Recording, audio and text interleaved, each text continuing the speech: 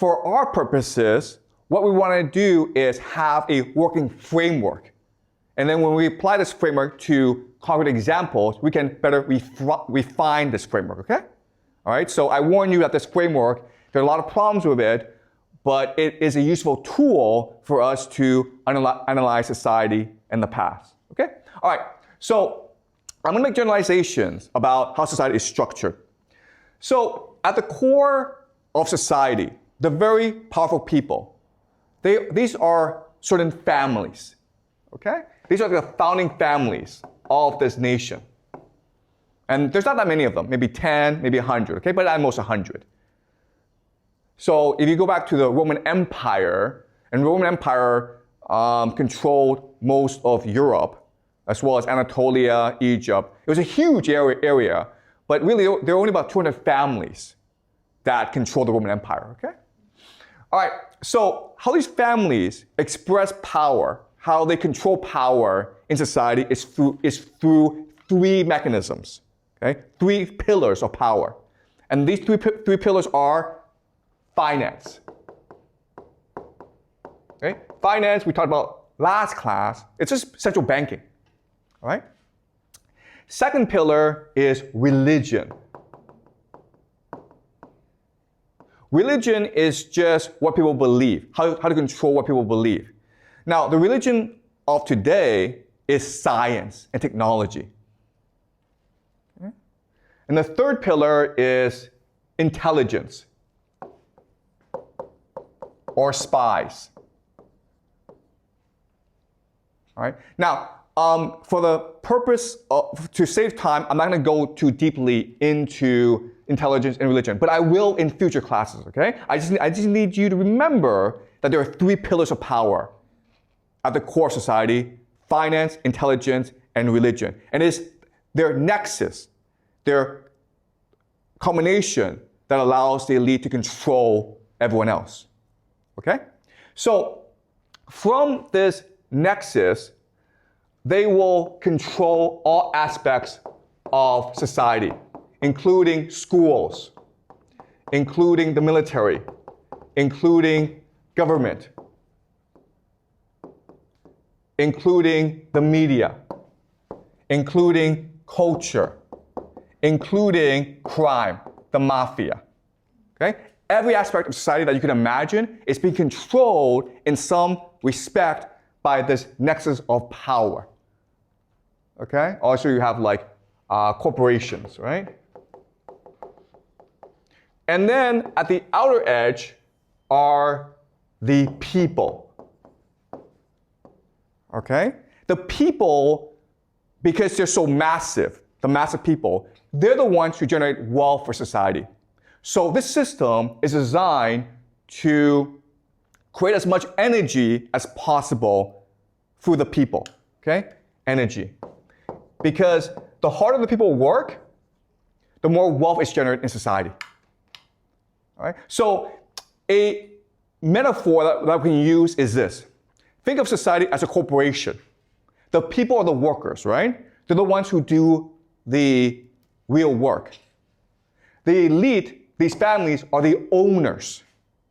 And these people in between, the middle class, are the managers. Okay? So again, this is a very simple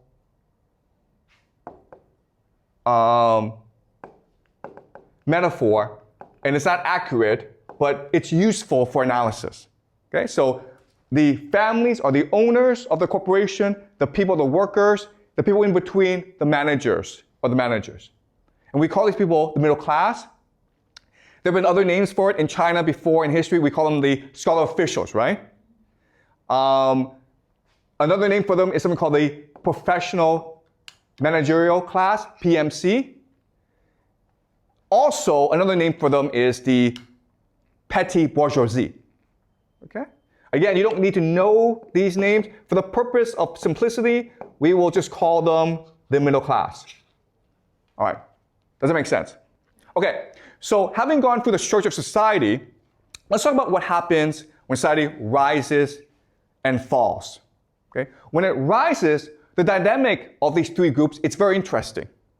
When it rises, the families who own the nation are happy to let the managers control society. And this is what we call democracy, right? And the managers are always providing feedback to the families and saying, we should treat workers better. If we treat workers better, then they will work harder. Okay? And at this point, things are great. The people feel that they have a voice in the system, they're making good money, everyone's really happy. But what happens because of the elite overproduction is these families produce too many children who want positions of power. Basically, they want to spend money from the corporation. And now the corporation is in trouble. It's in debt. Okay? So at this point, what happens is this. You would think the managers would say to the families, listen guys, we need to be more fair to the people. But what really happens in reality is the managers exploit the people. Okay? The managers will now deceive. They will lie to the people. They will commit fraud. They will exploit the people. Why? The reason why is this. What the managers really do is something called rent-seeking behavior. Okay? Rent-seeking behavior just means they have a certain power that they want to exploit in order to extract wealth from other people. So for example, the most classic example is you own an apartment in Beijing, right? So you rent it out to someone who needs to live in Beijing and you collect rent. Well, this is true for a lot of people. So if you are a lawyer, you collect rent because only you can work in the court system. So if you want to sue someone, or if you have a contract dispute, you have to go to a lawyer, okay? The lawyer is collecting rent. And that's what the middle class, the professional managerial class do. They are rent seekers, okay? Another way of saying this is, guys, if you go to a company, you know what the workers do, right? You know what the managers do? They really don't do that much, okay? And this is true for the middle class. Like, the managers, the middle class, live very nice lives. And so when the company's in trouble, the managers are like, well, I have a very nice life, I have a very nice job, but I don't really don't do anything, so I'll probably be the first to get fired. So they have to show their worth. They have to prove their worth, and therefore, they exploit the workers.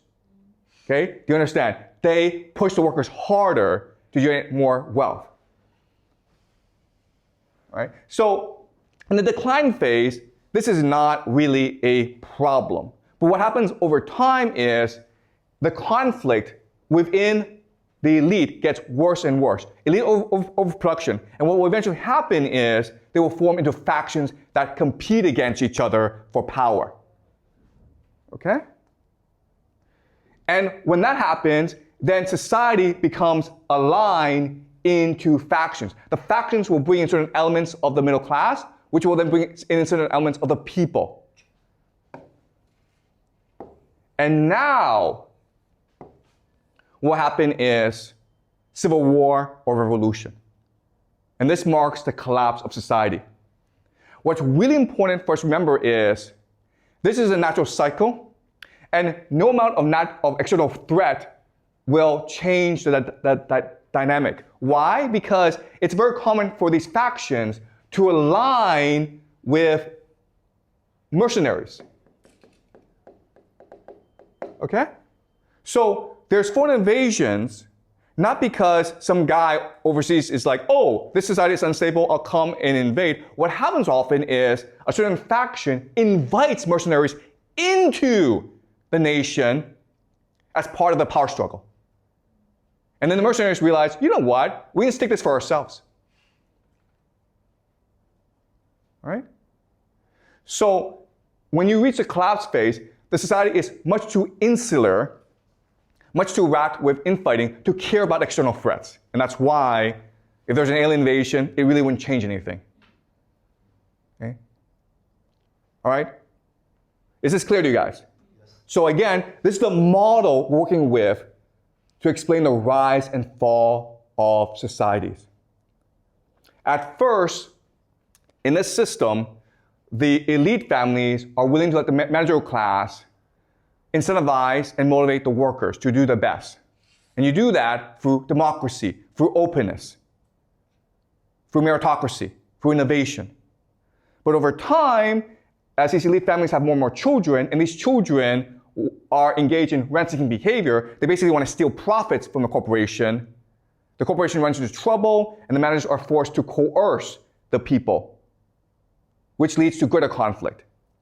And eventually, over time, the collapse happens when society breaks up into different factions, which leads to civil war or revolution or war. Okay, so that's a model we're working with. All right, any questions? Are you guys clear about this? Yeah. What if they just don't have that much children? Excuse me, what's the question? What if the elite families don't have that much children? Will this model still works? Oh, that's a great question. Okay. So what if families don't have that many children? Okay, that's a really interesting question. And the answer is, these families, first and foremost, want to have as many children as possible, right? Because how do you pass on your power? So maybe the middle class don't want to have that many children, but the elite will have a lot of children because they need to be able to pass on their power and privilege to their children. In fact, the elite is first and foremost concerned with passing on their privilege to the next generation. Okay? And that's why these elite families expand so fast. And also, who wants to marry into elite families? Who wants to marry into them? Everyone. All right? And they have to marry into other families in order to maintain their power. Okay?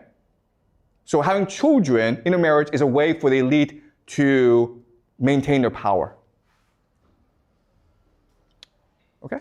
But that's a good question. Any more questions before I continue?